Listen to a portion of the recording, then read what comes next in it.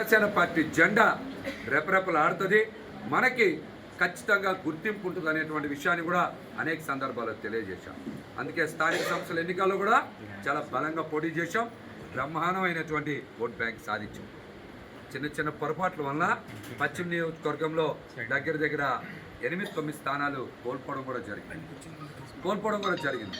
మేము పవన్ కళ్యాణ్ గారికి ఇబ్బందుల్లో పార్టీతో ఎవరు లేరు. మరి నేను విజయవాడ లాంటి నగరంలో నేను ఇక్కడే నిలబడ్డా. ఈ పార్టీ జెండా పట్టుకొని అన్ని పోరాటాలు చేశా. పార్టీ కష్టకాలంలో నిలబడ్డా. కాబట్టి ఖచ్చితంగా పోతిని మహేష్ అనే నాకు సీట్ ఇవ్వడమే న్యాయం, ధర్మం అని కూడా పవన్ కళ్యాణ్ గారికి సందర్భంగా విజ్ఞప్తి చేస్తాను. నేను ఇక్కడ పక్కా లోకల్, నేను అందరి వాడిని. నియోజకవర్గంలో అణువు నాకు తెలుసు. ప్రజలతో మమేకమై ఉన్నా.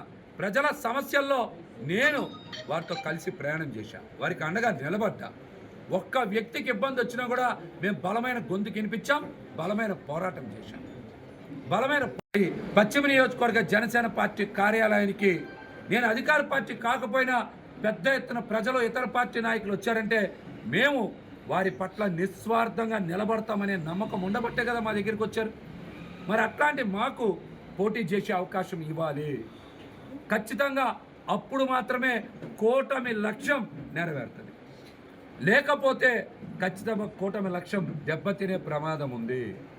నాకు సీట్ ఇస్తేనే ఇక్కడ అధికార పార్టీకి ఖచ్చితంగా దెబ్బ తగులుతుంది, వాళ్ళు ఓడిపోతారు. లేకపోతే నాకు సీట్ ఇవ్వకపోతే కూటమి లక్ష్యం ఏదైతే ఉందో వైసీపీని ఓడించాలనేటువంటి లక్ష్యం ఇక్కడి నుంచే దెబ్బ తగిలే ప్రమాదం ఉందని కూడా పవన్ కళ్యాణ్ గారికి ఈ సందర్భంగా తెలియజేస్తున్నాం. కాబట్టి కూటమి నాయకులు గ్రహించాలి. పశ్చిమ నియోజకవర్గంలో మరి సుదీర్ఘకాలం పార్టీ కోసం, ప్రజల కోసం కష్టపడుతున్న నాకు సీట్ ఇవ్వడం న్యాయం, ధర్మం. మళ్ళీ చెప్తున్నా, పోతిని మహేష్ అందరివాడు, పక్కా లోకల్.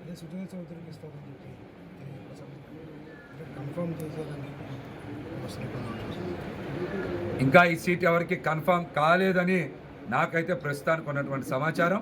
నాకైతే పవన్ కళ్యాణ్ గారి మీద సంపూర్ణ నమ్మకం, విశ్వాసం ఉన్నాయి. ఖచ్చితంగా జనసేన పార్టీ తరఫున నాకు సీటు కేటాయిస్తాను.